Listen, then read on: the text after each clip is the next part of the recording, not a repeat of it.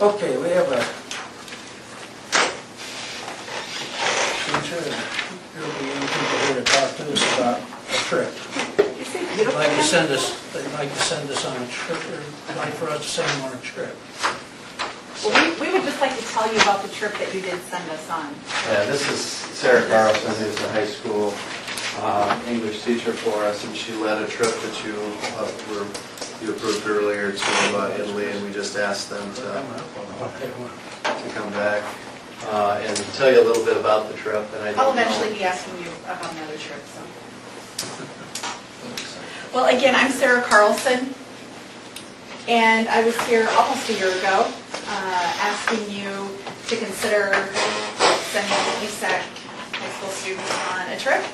And we just returned a couple weeks ago, and so we were here to tell you a little bit about our trip. I'm here to tell you a big thank you for beginning this new adventure, this new global adventure for the high school kids at ESAC County High, and maybe even some in the future for the middle school students.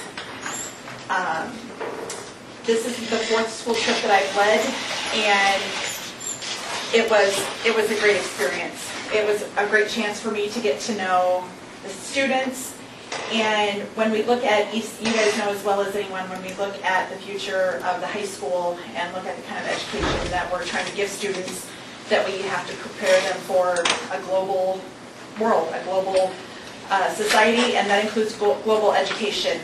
I think I can speak for many of the teachers, at least at the high school level, and probably at all levels, that we try to give the students as much experience as we can when we're teaching them about whatever subject matter that might be, but when they can actually experience it themselves, I think it adds not only to the education that we bring them back into the classroom with, but just providing well-rounded students that we can send out into the community and hopefully send back out into the world. So not only that, but colleges,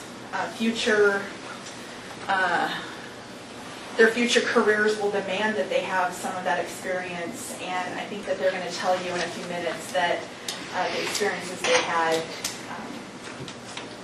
were awesome. Hopefully not one of a lifetime, because we hope that they will have the opportunity, whether or not they are students at ESAC County High or in the future, to go back out and know that they can live outside of Sac City, Wall Lake, Lakeview, Auburn, Iowa, the United States. I'm going to ask each one of them to come up and introduce themselves, and they're going to tell just a little bit about their experience, maybe some of the highlights, maybe something they learned. And as I'm doing that, I'm just going to let some of these photos roll so you can see some of the places, some of the things they experienced. The trip, we started off in Italy, and we spent about 4 days in Italy. It was a 9-day tour, and 2 of those days were travel. Our first day and our 9th day, we were on an airplane. So we actually had 7 days, and 4 of those were in Italy. We spent a couple days in Rome. We headed to Florence, Pisa, and Verona. So for those, I know they all just loved having Shakespeare, so, right?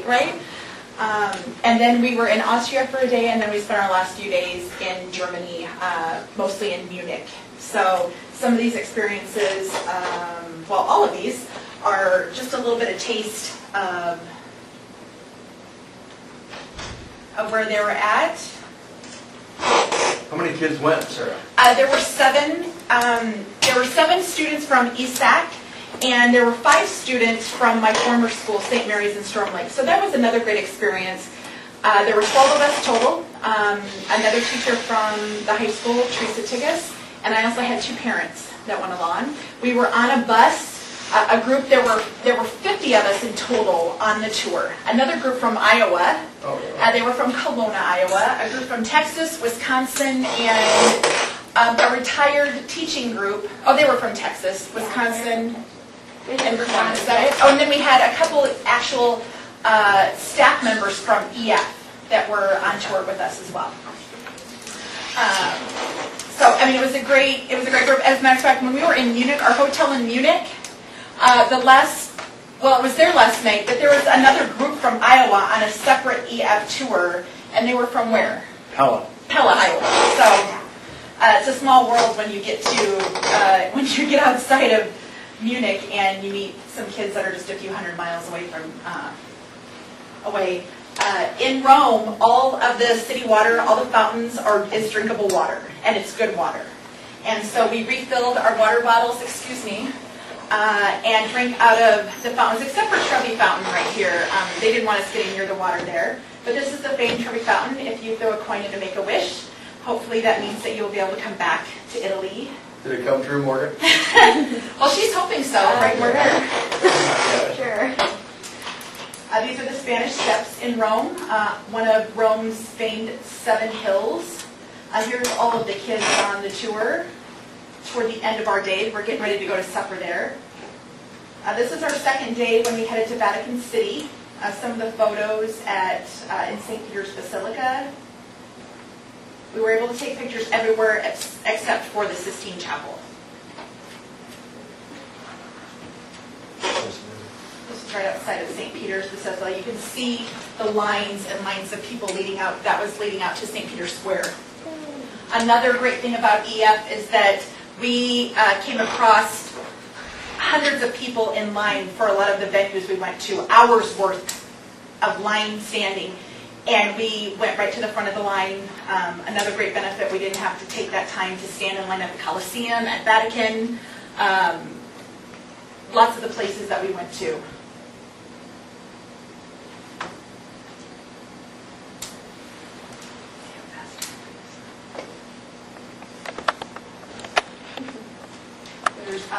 Some of the girls got henna tattoos. Is it still on? You still got a little bit of it on? Yes, halfway. This was Tyson, our tour guide from EF, who is actually from the United States. He's from Indiana, but he is of Italian heritage, so he speaks Italian. So it was great having someone who not only spoke great Italian, but we can understand him because English was good. Yes, excellent English. Some of the St. Mary's girls in front of the Colosseum, and Isak and St. Mary's girls.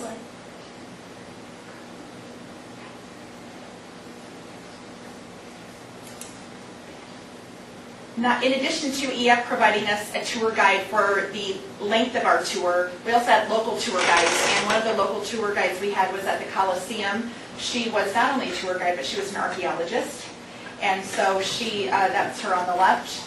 Morgan, you look like you're really impressed. She gave us just an amazing tour and her knowledge of not only the Colosseum, but you'll see in a couple pictures. I only let them sit there because both of their mothers were standing right there. But the Forum, of some of the other ruins that are just adjacent to the Colosseum here. Here's one of our retired teachers. We had beautiful weather. Our last day it rained. A little bit, not bad. Just a little bit. It's sprinkled. I'm not sure where you were, but it poured on us. They poured for like an hour. We hit In Munich. We hit in the subways. Yes, in Munich. This is Pisa. We did just a little getaway in Pisa. We went. There's a couple beautiful Duomo. There's a Duomo and a basilica there. A couple of the kids tried their darndest to hold up that leaning tower. They did a pretty good job.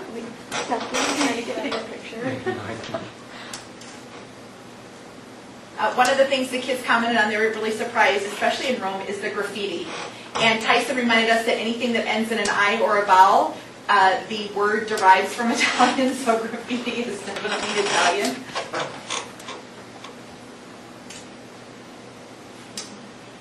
Most of our tour was a walking tour, and we probably walked between 8 and 10 miles a day, in addition to having a luxury, a very nice motor coach bus that we were on. Does someone want to tell them about the padlocks, what the padlocks mean? We saw this at a couple of different cities in Rome. Abby? You write person's name on the lock, and then you lock it.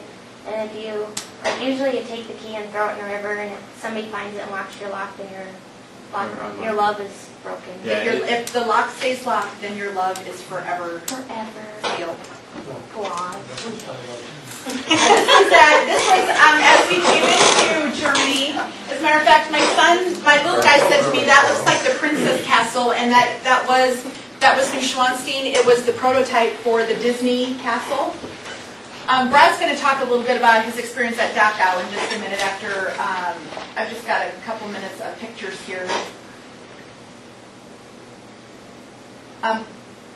There's a couple original buildings from this concentration camp site. Otherwise, most all the buildings have been reconstructed because they had all been torn down, burnt, and demolished at the end of the war. But the one building you'll see coming up here, this is a restructured building of like the entry hall that they would have come in.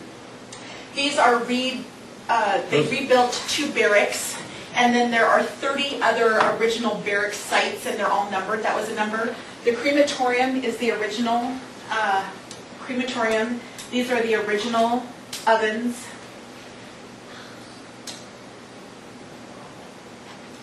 There was also a gas chamber that you'll see. They don't believe that anyone was gassed here. They don't believe that this was ever used. They hadn't reached that point where they were beginning that process here. But they did have here's a fumigation cubicle where they would have brought them in and hung up all their clothes, hung up their things here, and... How did they kill them before they cremated them? Pardon me? How did they kill them before they cremated them if they didn't gas them? Pardon me? Yeah.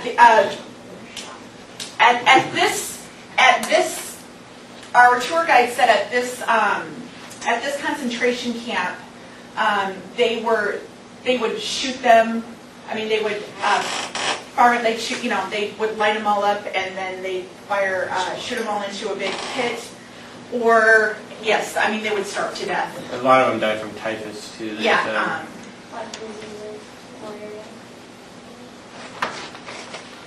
This was at the BMW Museum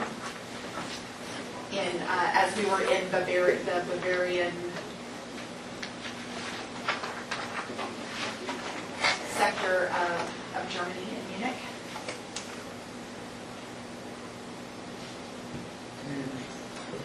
This is the city center, this is the famed Glockenspiel, and there's the famed Hard Rock. This is right across from the Hofbrauhaus, which I did not see them, but as one of Hitler's meeting sites, if you looked really hard, our tour guide said that underneath this paint on the ceiling, that you could still see swastikas painted on the ceiling. But I did not see them. There were, as everywhere, that a lot of places that we went, the multitudes of people, tourists at all times at the places. But it didn't really interfere with anything. Kids, why don't you come up here, introduce yourselves, and then just maybe tell the board what the trip meant to you, maybe personally, educationally. I don't know. Where'd you like them to come? Up right up here? I'm sorry, they're right in front of you. Wherever you're comfortable. Okay. Alright. I'll go first. Okay. I'm Brad Pickenkey. The trip for me was just a great experience to get out of the country and see everything, the architecture and the art. But the place that was the most interesting to me and kind of where this was the concentration camp. Just to be in that same place and walk where everything happened and see where all that took place. I mean, it's hard to describe. I mean, even though it wasn't that crowded and it was in a big open space, I caught myself whispering to people even when I didn't have to. And I'm not really sure why, whether it was out of respect or it just because it was a sad place, and then it was just mind-blowing. I don't even know how to describe it. I felt at points like I shouldn't be here, But then this guy translated a writing on a reef that someone had put down, and it said, "They live as long as we speak about them." So that's when I was like, I really should be here. But it was just so weird because it looked so natural. I mean, there were flowers growing in the grass and a river running through it. It was just... It's almost overwhelming. It was. It was the one place where... not very often did I have to ever remind kids of how to behave at all on the trip. Very well-behaved students. and all of the students on the whole bus. But it's funny, when you got there, there was this automatic where everyone just knew that that the tone had changed, and everyone really appreciated where they were at. Last person in there. Pardon me? I ended up being the last person out. We stayed for closing. Yeah. This Tyson was We really could have spent the whole entire day there. Yeah. I'll go. Okay. Well, I'm Morgan Olhausen. I guess you want to do that. My favorite part was like, I love the Austria. We went to Austria and they had a whole bunch of mountains and, you know, they're like really pretty and you get to see everything. And I mean, you go to all these like the Colosseum and you see things you hear about in history class, but you never really think they're that interesting until you're there and it's like, these are really, like, the Colosseum was a lot bigger than I pictured it to be. It was really cool, a really good experience. I learned a lot from it. I'm Abby Pekin, and I didn't really have a favorite part of the trip because it was all interesting just to go and see. It was kind of hard to pick a favorite because it was all fun. But I liked Austria a lot too because it was nice to see all the mountains and it was really pretty. There's definitely one thing I realized about the trip was if there's any question that it's not educational, it really is. Because, you know, we learned a lot of stuff, like the name of how the Colosseum got its name, you know, because it was, Romans never called it the Colosseum. They called it the amphitheater. And it didn't get the name of Colosseum until this emperor erected a statue, and it was called the Colossus, and then that's where the name came from, you know. So it really is, because I had never read anything about that. And, you know. Just to move into a different culture is Oh yeah. unbelievable. You just can't imagine how different our cultures are. You know. Oh, and to And navigate. yet, we have a very common line with the people in Europe. Mm-hmm. You know, someday some of them travel to Asia and places like that. It's a lot different. A lot different, So it was a tremendous experience, and most of the young people today, before they graduate from college, will have taken a trip out of the country as part of their education. Yes, That's definitely. almost going to be mandatory. Higher education is going toward that. Kids have opportunities for internships and for studies abroad. And You were talking about the culture change. It's even funny how, because Italy and Germany, you know, they're pretty small countries and they're close together, but the differences in culture just between those two, I mean, even like the architecture, you know, the architecture and the Sistine Chapel and the Colosseum were way different from that of Neuschwanstein. I don't know how to say it. that's fine. And, you know, it was totally different, you know, and you gotta see. Did you exchange any of your money? Yes, yeah, That's kind of a only shock, euros. wasn't it? Yeah. Yeah, it was, you know, and then because sometimes it's like, oh, this is cheap, and then you figure in your head, it's like, oh. Well, when they exchanged like $100 and then they got, 75 back. yeah, barely. What'd you get? Like by the time you paid the exchange rate, you got what, like $60, Yeah. $65 back? It's one. And there goes your money. You think, well, that was only $10. Well, actually, it was 10 euros. So Which that is means it was about $15. $16. And so, I used my debit card the whole time. It was a lot easier. Well, I just got back. I went the third week of June. Actually, when Chuck said that about people doing that in the future, I'm 58 years old, and the company just sent me over to Europe. I went to Rome and I went to France.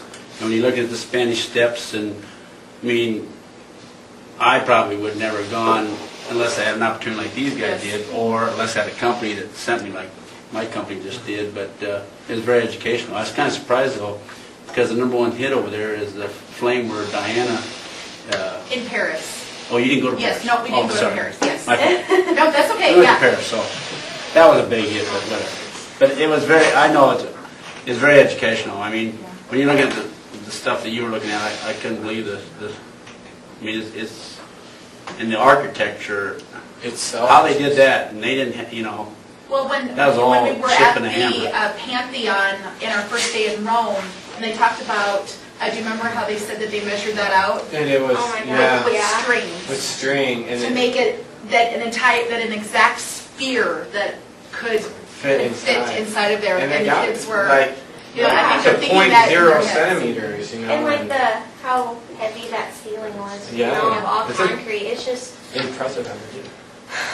You know, and just the architecture itself, and it's everywhere. You know, you just walk along the street, like, look at that church. You know, what's that? And there's just a regular old church, but it's still something that we don't see. I loved how the fountains were just everywhere. Mhm. It was really beautiful. You know, we even got kind of two different sides. You know, when we went from Rome, which was more ancient, our old architecture, and then to Germany, where a lot of it was new, because it was all rebuilt after the war. So we kind of got two different sides of that. Definitely.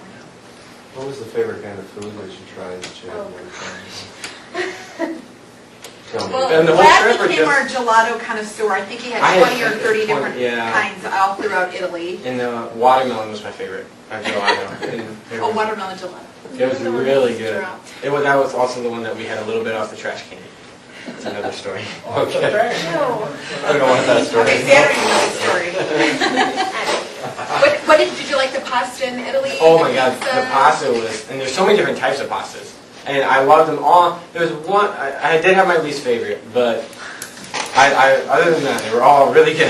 I think a lot of them were surprised at, okay, like spaghetti here in the United States or lasagna, and then having it, Yeah. it's just like eating tacos here, and then you actually go down to Mexico or you go to Spain and you eat real Mexican food, and it's quite different. But I tried a fettuccine our first day, and didn't even look the same as what it does here. You know, it's little thin noodles, and they're really hard. And Well, I thought it was funny. it's Someone, good though. I think it was it Paige who ordered a pepperoni pizza and it had peppers on it? Hannah. Yeah. Hannah ordered pepperoni pizza and it was red peppers. No meat on it at all. So they ended up picking up the peppers and eating the pizza. no one starved. I'm No. sure.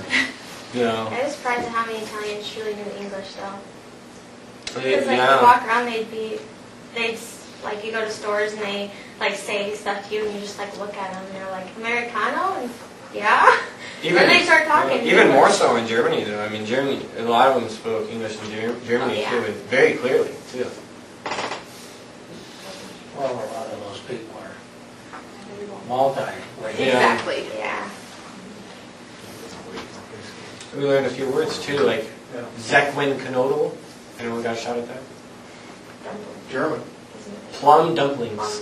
We got a list of words to say, and they were all useful, and at the very bottom it said that word, and then after it said ... Fun to say. So, of course, that's the one that you remember. We had someone pronounce it Other for us. questions for You the have any questions for the kids? Well, I appreciate your report. Lots of times we have people go in someplace, maybe representing us even, and even though this is not directly sponsored by the school, I appreciate hearing what you got out of it. Oh, yeah, we love to talk about it. It's a great adventure, so. Makes it easier for the next time you come and ask us. You bet. Thank you. Thank you. Well, and before we go, I just do want to say, again, thank you. And if you've looked at any research about students that travel, especially the younger they travel, they do score higher, they are higher achieving, they do better in school, secondary and post-secondary. And one of the things, last year I came a little late in asking for, I usually plan a trip about every 2 years. As far as recruiting, I hate to call it recruiting, but getting students and parents that want to travel and fundraising, it's hard to do that, at least for one person every year. And so I hope you will consider us for another trip in 2 years, and perhaps I will be back to officially make that official so that we can get that fundraising. These kids fundraised throughout the school year and this past summer. Between the 7 of them, they raised over $10,000 through school, through athletic events. I ran a fireworks stand this summer for my 3rd summer in a row for 10 days, and I think all of these kids came and helped. So So they did work hard, and I think they all, and even their parents, realize, you know, the value of their trip. So anyway, so thank you again for having us.